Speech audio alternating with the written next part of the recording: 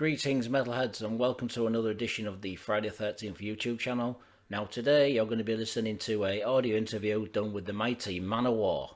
Yeah, today it's going to be an interview with Joey DeMaio, one of the founder members. This interview was roughly done about 2002 for the albums Warriors of the World. So listen to it, take it for the value for what it is. It's an audio interview, so many years ago it was recorded. So enjoy it, please share on Facebook, Instagram, Twitter and other media channels. Like I say, enjoy it, give a thumbs up, please subscribe, it's free. Thanks for watching, thanks for listening, stay safe and support Manowar. Hello, is that Joe? Yes. Hello, Joe. My name's Jason. I'm ringing up for an interview. Hey, Jason. How you doing? Not bad. How are you? All right. Is that okay to ring this time? And it's a little Absolutely. Do you actually know the magazine at all? No, I don't. It's called Friday the 13th. Cool. Good name. It's been around for 11 years. Wow. Okay, Joe. Thanks for doing the interview anyway. My pleasure. First of all, I'd like to ask you a couple of warm-up questions. The first question is, first of all, could you tell me which was your favourite album you've recorded? I don't have a favorite album because it's like a father with his children. You know, you love all your children. I mean, every record that we've done, I've given 100% that I possibly could, and so have the rest of the lads. And, you know, what you hear is the very, very best we could do at the time. So you haven't got no least favourite albums neither? No. No. No, because I wouldn't put a record out that I wasn't proud of. Right, okay. So the next question is, which LP sold the most? Which LP has sold the most? Yeah, previous albums. I would have to say the latest one has. I mean, they've all gone up, up, up more than the rest. You know, it's the same with ticket sales and, you know, everything with the band. Each year we've sold a little bit more than the rest. Right, so there isn't a least selling album. Pardon me? There's a least selling album that you've done. No, because, you know, with heavy metal, you know, the back catalog is something that continues to sell. As new people get involved in a band, they buy the older records. Right, okay. Next question is, could you tell me why Ross, the boss, left the band, and are you still friends? Yes, we are still friends, and the reason he left the band is he got to a point where he had played, you know, heavy metal and got that sort of heavy metal edge out of his system. And I think he felt like it was time to get back to his roots and play more blues. And on top of that, he ended up getting married and having a baby, and, you know, he's happy. And, yeah, we're dear friends. Always have been, always will be. Yeah, so did he actually record anything when he did this blues thing, or was it just like... I think he's just been jamming with friends and stuff, and every now and then he gets together with his original bandmates, the Dictators, and they do a tour, and they go out and have some fun. You ever got together and jammed on stage now and again when you bumped into each other? Actually, never bumped into each other in that setting. All right. And, you know, it's funny, we have bumped into each other when they were on tour, but we were doing a signing session, and they had a day off. We bumped into each other in Madrid. And, you know, we're standing there, and there's like 1,700 people outside the record store, and in walks Ross, and it was just fucking great to see him. He actually hung out and signed autographs for a while with us. It was great. Great. Yeah, it was really fun. Okay, the next question is, so who replaced Ross up until now? After Ross left, David Shankle came in and did the Triumph of Steel record with us, and then David's replacement was Carl Logan. So what bands have these two people been with before Manowar? Nothing. Nothing. Right. So they're the only two guitarists you've had? That's the three guitarists all told. Right. So where did you find these two? How did you get to know? David we found in Chicago while we were working on Kings of Metal and Fighting the World. He had become a dear friend. And Carl I had bumped into at a Harley shop. Right. So is Carl the new guitarist? Carl's the new guitarist. Well, new. It's funny. He's been in the band since '94. Right. Okay. So you what did the other guitarist Dave like? Was it just something personal clashes or just playing music? No, he got to a point where he wanted to go back to college and become a classical guitar instructor. Yeah, sort of like a Randy Rhoads thing. You know, Randy always used to take classical guitar lessons every city he went into with Ozzy. I don't know if you know that or not. No, I didn't know. Yeah, he did. He used to, every time they'd go on tour, he'd find a classical guitar instructor and go take a lesson. Brilliant. And Dave, you know, had that same kind of passion for, you know, classical music. He pursued his dream, and he's just graduated recently. He's doing real well. Right. Okay, so you still keep in touch with these two? Oh, absolutely. I was just hanging out with Dave in Chicago last week. Is that where Manowar are based, Chicago? No, Manowar are a New York band. Right, I've been to New York once, 2 years ago. I was hanging out with Overkill. Oh, cool. Oh, yeah, they're nice guys. They're friends yeah, of mine. Bobby's right. Cool, fucking madman. Yeah, they're all nice guys. Yeah, I didn't know he was from New York. I thought he was from somewhere like California or something. No. New Manowar's New York band. Oh, right. But that's funny. Yeah, speaking of hanging out with Dave in Chicago, we've started a record label, and it's called Magic Circle Music, and we are looking for extreme bands, you know, really, really heavy bands, really wild fucking music, you know, metal to the max. So you can send your demo tapes and your CDs and photos to the Army of the Immortals address listed on all the records. You know, get on the homepage and get the address if anybody wants to. But please spread the word. We're looking for bands that want to fucking kill. So what sort of bands are you looking for? The most extreme, fucking crazy, heavy fucking music in the world. What do you mean, black metal? Or Anything, sure. Anything at all. power metal, thrash metal? Anything, as long as it's good. Alright, interesting. Yeah, I'll spread the word for you. No problem. Yeah. Thanks, bro. Okay, the next question is, so Manowar influences, I don't particularly know. I mean, when I was a kid, I bought the Hell Comes to Your House compilation. Right. That's how I got to know Manowar. Uh-huh. So, and they had some good bands on there, Exciter and Hellstar. And, so your influences then? Well, you know, I guess I'd have to say that, you know, Led Zeppelin was an influence, Black Sabbath was an influence, bands like that played really great music. Yeah, would you say it was a new wave of British heavy metal like did it for Manowar? No, not really. No, I don't really think we were ever a part of that. Yeah. Okay, the next question is, I remember reading that Manowar was supposed to have a tribute song for Judas Priest. What song was it and what happened? Why didn't it get put on there? No, we weren't. I read in some catalogues that he was doing a song. The song title was actually on the list, but I can't remember what it was. No. Because there was a few bands that were supposed to be on it. No, not us. Yeah. So somebody's been bullshitting then. I hope not. Somebody say Manowar's on this album and then people don't buy it. Well, people say a lot of things about us. What do you think of the English press while we're talking about it now? Well, you know, it's kind of a strange situation. I mean, I think that when Manowar first came to England and we first started out here, we were very, very fortunate. We had a lot of dear friends in the press, and the press at that time, you know, Kerrang! Magazine was sort of the Bible of the industry. And you know, over the years, I think it changed. I mean, there's always been a stigma that I guess the British press tend to find a band, you know, pump them up to the moon and then tear them down. I've heard that from a lot of other people, but you know, I guess that we sort of ended up falling into that groove along with a lot of other people. I don't quite understand it, but I guess it's a time-honored tradition, and you know, this is the way life is. Yeah, you stuck to your guns and people don't respect you for doing that. Well, you know, the funny part about it is there are a lot of people in the world that do. I mean, we wouldn't be headlining. I mean, we're playing this year. Metallica's playing with us on a couple festivals. Yeah, we're I'm going to headlining. one of them, so I'll probably see you backstage and have a beer. That'd be great. Dynamo Festival. That'd be great. You're certainly welcome. I'll give you a copy of the magazine as well. That would be great. You know, we're headlining the Dynamo. That's the biggest, one of the biggest, if not, you know, one of the biggest festivals, you know, in Europe. And we're also headlining the Gods of Metal Festival in Italy. And you know, it doesn't really matter what anybody says. They can trash the band all they want, but the proof is in the pudding. And you know, Manowar have fought longer and harder than any other heavy metal band to play the music that we play and to respect the fans that we have. And you know, if other people can't see it, that doesn't mean it doesn't exist. A lot of people believe in God and they've never seen him, you know? Yeah. I think Judas Priests get the same sort of stick as you do, actually. They've been good through a lot of hard press. Mm-hmm.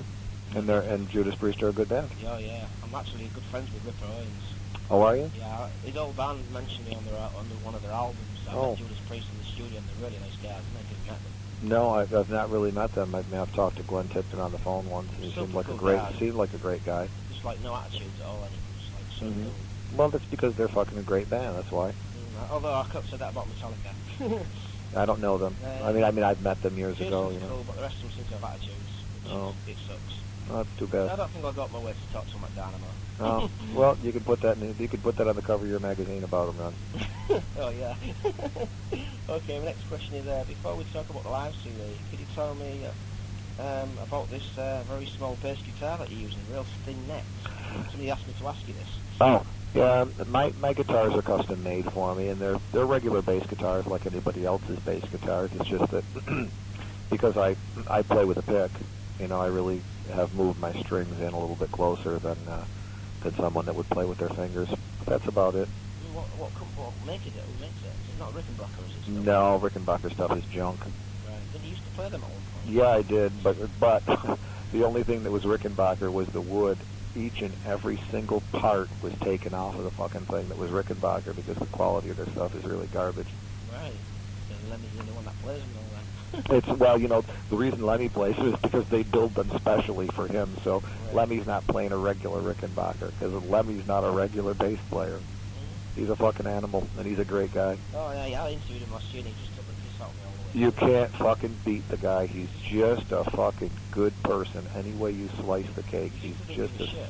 he's just a super, super good guy, and he's an icon and a living legend, and he just deserves so much respect, and he's a great bass player too. Yeah, the last thing I asked him was like, thanks for the support, and what do you do? 30 readers, just for coffee, so. Yeah. So, fair enough. He's just super. He's just a great guy. Right, okay, then, Joey. Next question is, what happened with the deal with the mergers you was on? What happened to them? Well, it's like anything else. Record companies that are majors change when there's a trend in music, and when it's heavy metal, then that's what they go sign, and when it's pop, that's what they sign, when it's rap, that's what they sign. And we were just on the label, and been on many labels when different pop music came in, and they decided that they didn't want to put any energy into heavy metal. And we said, that's fine, take it easy, and split. That's pretty bad, because, like, you are a big band, People are looking up for the band and stuff. Yeah, but the thing about it is the band is a big band, and because of that, we don't have to kiss anybody's ass, and we don't have to take any shit from any record companies. I mean, we've been with 17 record companies, so record companies at this point now, are fighting to sign Manowar. Right. So, what do you think about Music for Nations? Do you still respect them for being one of the first labels to sign you up? Yeah, I mean, I think it was really, really good in the early days. I mean, if it wasn't for Manowar, there really wouldn't be much of a Music for Nations. I mean, you have to remember something. Yeah. Their biggest selling record before they signed us was 5,000 albums worldwide. Right. And it took a year and a half for them to do it. Wow. Okay? And then they signed us, and the first day, I'll never forget getting a call from the president of the label saying, God, we've sold like 9,000 records today. Martin Hooker. No, it was Steve Mason. Oh, right. So, yeah, those early days are something that I'll never forget. Right, okay. Next question is, now you're back with a new deal with Nuclear Blast. How did that come about? It came about because they're obviously a real heavy metal label, and they wanted to sign the band. Are you happy with them, and how long is the contract? We're definitely happy right now, and everything's totally cool. They're great people. Marcus Steiger, the president of the label, is just a super, super guy, as are all of the rest of the people there. It's like a family they've got going there. And right now, we're with them for this live album, and we're going to be doing another record with them, our next studio album. Right. So was you a bit dubious about signing to Nuclear Blast at first? No, It's like a no. black death metal label. No, not at all. Not at all. I liked the owner of the label the minute I met with him. I liked Marcus. That's what I'm talking about, Marcus Steiger. Yeah, I liked him a lot the minute I met him. I thought he was a real good guy, and I thought that he really lived and breathed heavy metal. He seems to have opened up his doors recently, signing power metal bands. At one point, it was just like death metal, which is a good thing. He's opening his eyes and like branching out a little bit more. Mm-hmm. Exactly. Yeah. Okay. Next question is, so why is it taking so long for you to get this deal? I mean, you've been quiet for a couple of years, haven't you? No, actually, when you think about it, we ended the Universal deal last year at the same time that we released Hell on Wheels, our first double live album. And then we went back out on tour, and right after the tour, we signed the deal, and right after that, we put this record out.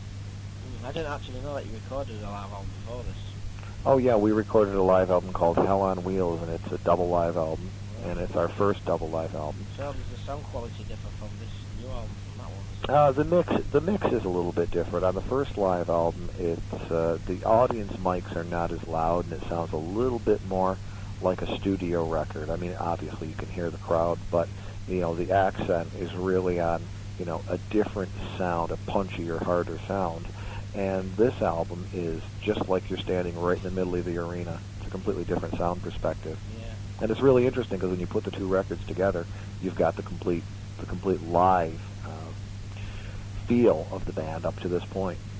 So it's pretty good. All right, my next question is, I don't know if some of it will appeal to you, but can you tell me what the live album for you? Do you feel the timing was right to put this album out? Absolutely, because the material on it is exactly what the fans wanted. I mean, we, like Led Zeppelin and one or two other bands, have waited a long time to put out a live record. We had 8 records out before we made our first live record. And when we were mixing the live record, we realized, holy shit, we've got more songs that, just can't fit on this. It was impossible to put everything on 2 CDs. So we had to then, realize Hell on Wheels was going to be part 1, and Hell on Stage is part 2. Right. It's gone good. I mean, we sold 40,000 records the first day in Germany. Brilliant. Yeah, it's selling all over the world. If I'm correct in saying, is it the video live in Monsters Rock in Brazil? Yeah, you've seen it? No, I haven't. I've only seen one song, a video clip. Mm-hmm. And the actual CD is from various concerts. That's correct. Right, so why did you decide to do it that way instead of like just doing like live from Brazil CD and live from Brazil video? Well, the video was just something that we had from Brazil, and we wanted to be able to get that out to the press and let them see what's going on, and, see that the band really fucking kicked ass at the Monsters of Rock. And we recorded the actual whole tour preceding that. We recorded over 45 shows and picked out the best songs, from that batch of songs. Right. So who else played on this Monsters Rock with you? You obviously the headliner. We were the special guest. Slayer played, Megadeth, Dream Theater, Savatage, Glenn Hughes. Yeah, Glenn Hughes is a friend of mine. Mm-hmm. He's got an awesome voice. Oh, what and I mean, I haven't heard any of his new stuff, but in his day, he was a good bassist and a good vocalist, and that's hard to do, to sing and play at the same time. Well, if I see it down, I'll try copying the new album. Oh, please do. I'll bring it along. Please do, yeah, and tell him that, boy, in his day, he was the man. Right, I will do. Okay, so the album's selling well, obviously. Well, it's doing really, really well. We're very, very Is pleased. this a worldwide nuclear blasting, or you sound to different labels and different We're on Metal Blade in America, Yeah. and Nuclear Blast for the rest of Europe. That's interesting, because Nuclear Blast have an office in America, and I thought you might be selling to them. At the time, they were just getting it together over there. Right. Okay, our next question is, what about future releases? When's the next studio album going to be out? Good question. We're going to be working on a live video next, and that's another promise that we have to fulfill to the fans. We've never, ever done a long-form, live video of the band on stage, off stage, the whole bit. Oh, so this is going to be a bit like Metallica, which is your backstage footage, live footage, demo footage, and everything. Yeah, I don't know what they're. Manowar. I have no idea. I don't think we ever do anything like Metallica, but what we're doing is going to just show all the fucking craziness of the band and the fans, and mostly centered on the fans. And I actually heard from Martin from Skyclad that you declared with you or something at one point. That what? Skyclad, Martin from Skyclad. Yeah, what about him? Yeah, he told me that when they were playing live, there was Eric at the side of the stage banging a chick, so they raised the curtain or something a bit. Oh, yeah? Yeah. Well, that's possible. That's possible. Yeah, Skyclad have done a couple of tours with the band. I'm not sure. I know that they did one tour with the band, and they had a lot of fun. They were nice people. Right. So have you doing titles in mind, or any songs wrote for this next album yet? No. Nothing. No, we don't work that way. When it's time to record, we record.